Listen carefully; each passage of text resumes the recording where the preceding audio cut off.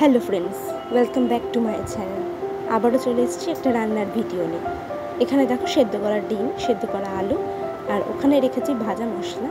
এই ডিমের টেবিলটা করার জন্য কিছু ভাজা মশলা লাগবে, যেখানে রয়েছে জিরে, ধনে, গোটা গরম মশলার মধ্যে এলাচ, দারচিনি, লবঙ্গ শুকনো খোলায় ভেজে রোস্ট করে নিতে হবে।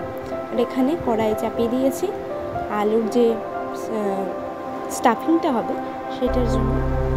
কড়াইয়ে প্রথমে সর্ষের তেল দিয়ে তাতে রসুন কুচি, আদা কুচি, পেঁয়াজ কুচি, লঙ্কা কুচি দিয়ে ভালো করে ভেজে নিচ্ছি। এটা আর কি বলতে পারো হাই ফ্লেমেই প্রথমে করবে, 2-3 মিনিট মতো, তারপর লো ফ্লেমে দেবে। এরপর হলুদ গুঁড়ো অ্যাজ ইউজুয়াল যেগুলো দেওয়া হয়, লঙ্কা গুঁড়ো তোমরা চাইলে দিতেও পারো, নাও দিতে পারো, আমি এখানে দিইনি। হলুদ গুঁড়ো, লঙ্কা গুঁড়ো, লবণ, চিনি যেগুলো লাগে। আর জিরে গুঁড়ো, ধনে গুঁড়োটা আমি দিলাম না, কারণ ভাজা মশলার মধ্যেই সেটা রয়েছে, সে কারণে আমি দিলাম না। আর এখানে এরপরে পড়বে হচ্ছে ভাজা মশলা। এরপর সেদ্ধ করে যে আলুটা রাখা ছিল সেটা আমি দিয়ে দেবো। এরপর ম্যাশ করে আমরা স্টাফিংটাকে ঠান্ডা করতে দেবো।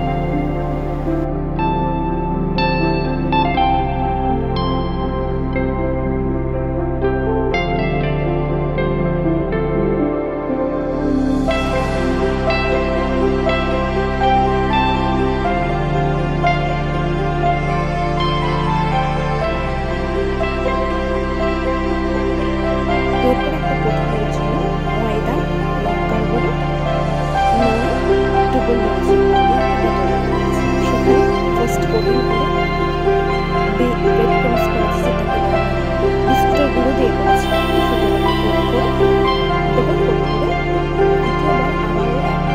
এইভাবেই সেম প্রসেসে কোট করে নিয়ে আমাদের এটা ভেজে নিতে হবে। চপগুলোকে এক একটা করে গড়ে নিচ্ছি আমি। তোমরা দেখো, আমি ডান হাত দিয়ে ব্যাটারটাই ডুবিয়েছিলাম, তো সে কারণে বাঁ হাত দিয়ে এই ব্রেড ক্রাম্বসে হাত দিয়ে করলাম, যাতে দু হাত একসাথে লেগে না যায়। তো সর্ষের তেল গরম করে আমি চপগুলো ভেজে নিলাম। ভালো লাগলো জানিও, আর ভালো লাগলে অবশ্যই লাইক, শেয়ার, সাবস্ক্রাইব করে দিও।